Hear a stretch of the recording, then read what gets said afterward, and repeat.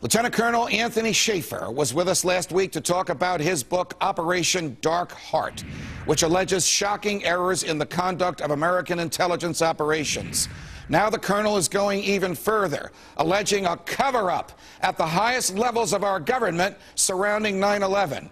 Colonel Anthony Schaefer joins me now. Colonel, welcome back. Just to set the picture, you are career military, now retired. You were in charge of a group of military intelligence officials overseas called Able Danger. Part of their responsibility was to find out who knew what, when, where the bad guys were, where the Taliban was, where Al-Qaeda was. At some point after 9/11, you met with the director of the 9/11 Commission. Who was he? Where did you meet him? What did he say to you? I was actually working at Bagram Air Force Base as undercover, working as part of the project in the book, Operation Dark Heart. I met Dr. Philip Zelikow in mid-October 2003. Okay. During that session, I disclosed the existence of Able Danger plus another operation which related to Able Danger directly, which was going to be the real mission for my unit to go in and do some things to the Al-Qaeda threat that we identified. Philip Zelikow, Dr. Zelikow, now a professor at the University of Virginia, at the time was the staff director for the 9/11 Commission, Correct. right? Right. We are after 9/11 in the story you're telling me. Right. Zelikow and his team are in Iraq interrogating you and others about what you knew, when you knew it, and whether you're going to tell this to the 9/11 Commission. He was in Afghanistan, Judge. Okay, Afghanistan. Bagram, and yes, he was. Okay, go ahead. And the idea was that they were on this fact-finding mission trying to figure out what intelligence was available to help fill in the missing gaps relating to the failures before 9/11. I volunteered to my Army chain of command and said, they may already know about this. As a matter of fact, they probably do. But just in case they don't, here's a one-page summary of what I want to talk to them about, and I'd like to give them the background on Able Danger. All right. You have given me a copy of that summary. You have given me a copy of your notes of your conversation with Professor Zelikow. Yes. And one of the things says, I'm quoting this directly, Colonel, CIA undermined sub-sources. What does that mean? This is where we're in a gray area by the fact the Pentagon, I've testified to this fact, and now the Pentagon's pulled it back out, which you need to ask, why would the Pentagon pull something out which is now 10 years old, which was actually my original testimony? What is it?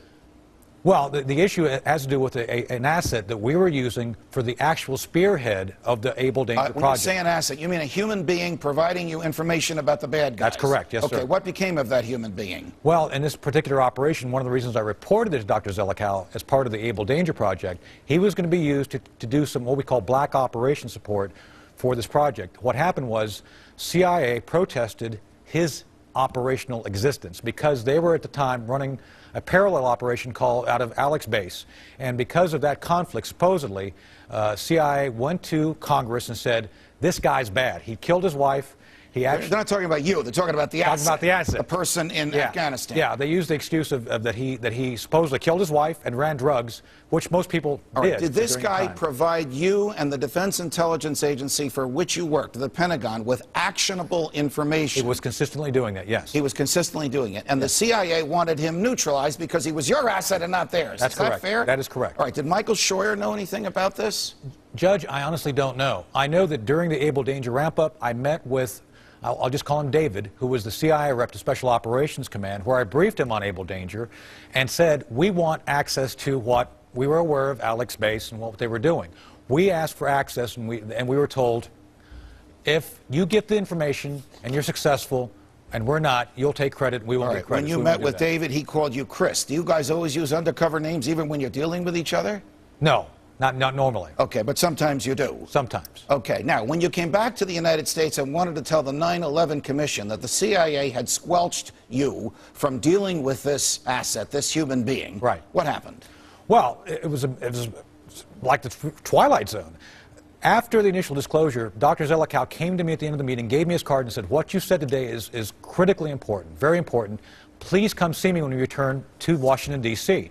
I returned to Washington, D.C., January of 2004, call in, they say, we want to see you, stand by, nothing happens, a week goes by, I call again, they say, we don't need you to come in, we have all the information on Able Danger we need, thank you anyway. And that was where it ended. All right, so the information that you told Dr. Zelikow in Afghanistan about the CIA interfering with your ability to provide actionable intelligence to the United States government, intelligence that might have helped them find out who caused 9/11, you were not permitted to testify about. That's correct. Okay. Did you ever have a conversation with anybody on the 9/11 Commission, any one of the actual commissioners, about what you knew, when you knew it, what he knew, and when he knew it? In September of 2005, I met with one of the members of the 9/11 Commission in Philadelphia. I had a lunch with him, and during this lunch, I provided to him all the background that we're talking about now and in greater detail. During that meeting, he confirmed to me that he had never heard any of this, and had he heard of it, it would have been something that was very much of interest to he and the Commission. All right, at the time you met with this 9/11 Commissioner in Philadelphia in 2005, correct me on my dates, the 9/11 report, that 500-page monstrosity that a lot of us, certainly in this business, read, had it been published yet? It had been published in Mount, yes. Okay, so it was published without the benefit of what you knew. Right. Did you ask him at that lunch meeting in Philadelphia whether or not anybody on the 9/11 Commission had an agenda or was covering up for somebody or was protecting somebody? The essence I received, and I asked that question directly about what the nature was of why they did, what was the focus of the Commission. And during that conversation, this commissioner said flat out that everybody on the Commission was covering for someone. Now, let me hear that again. Everybody on the Commission, you mean the commissioners themselves, was covering for someone? That was the way I interpreted that statement, yes. What do you think he meant? Did you ever ask him what he meant by that? Well, I did, and the clarification was the fact, and they talked about the Jamie Gorelick issue. A number of the commissioners, to include this one, felt that Jamie Gorelick should never have been on a commission because of some of the causal actions and effects of her actions within the context of the 9/11. Jamie Gorelick was a Deputy Attorney General in the Clinton administration on the 9/11 Commission during the Bush administration. While she was in the Clinton administration, she basically said to intelligence, you can't talk to law enforcement. That's correct. Law enforcement, you can't talk to intelligence. That's correct. That was the problem with the Wall memo, yes, sir. Okay. Were members of the 9/11 Commission, did they each have their own agenda, according to your friend on the Commission? That's correct. Everybody had some issue they were looking at for someone else. Wow. So there's a lot of things that never made it in that 9/11 report. Judge, that is the bottom line. And I think it's been revealed over and over for the past 2 years that things were either by negligence left out or, and I believe, by purpose left out. All right, switching gears before I go to Michael Scheuer, who's standing by listening to the conversation you and I are having. Earlier this week in Lower Manhattan, a federal judge prevented the government from presenting evidence from a critical witness because the identity of the witness was learned under torture. In your experience in military intelligence, does torture, which some people call enhanced interrogation, does the intentional infliction of extreme pain to get somebody to speak, whatever you want to call it, does it work? Does it produce accurate, actionable intelligence? Let me speak to my experience. My experience is no, it doesn't. I think you're much better off trying to figure out what makes that person tick for any number of reasons. There's a number of techniques which work very well. Ego up, ego down, there's a range of them. Frankly, if you torture someone, Judge, they're going to tell you what you want to know, what they think you want to know, and make you go away. That has been an issue for years. And I do strongly support the Army's position on this, that we should use techniques which actually work rather than going into this what the so-called torture issue. I'm not saying I would never torture. I'm not saying there's no circumstance that would ever present itself that I wouldn't do something like that. However, my experience so far to date has never required me to think of using that as an extraordinary method. But the military manual doesn't permit torture, and you took an oath to uphold it. That's correct. Okay. Colonel Schaefer, thank you very much. The Colonel is making stunning and direct allegations. Michael Scheuer was at the CIA as the lead bin Laden hunter before 9/11. He responds next. All right, you just heard my explosive interview with Colonel Anthony Schaefer, and so did my next guest, who was firmly in the crosshairs of some of these allegations. Here to respond to Colonel Schaefer is Michael Scheuer, who served in the CIA for 22 years and was the head of the bin Laden unit between 1996 and 1999. Michael, you've been here before. It's always a pleasure. Welcome back to Freedom Watch. You heard my questions to Colonel Schaefer, and you heard his answers. Was he right? Was he wrong? Was he somewhere in between? Well, I think we need to divide it into a couple of areas, Judge. In terms of did the military have access, I can only speak to the time that I was in charge of operations.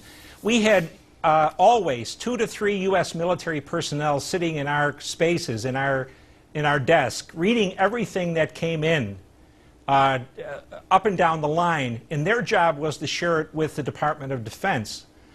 I don't know why the information didn't get to the colonel and his group, although I have to say I didn't know of the existence of Able Danger at that time. You know, the idea that the CIA didn't share information is just absurd. I had FBI officers, for example, taking thousands of pages of classified information out of our spaces, right, illegally.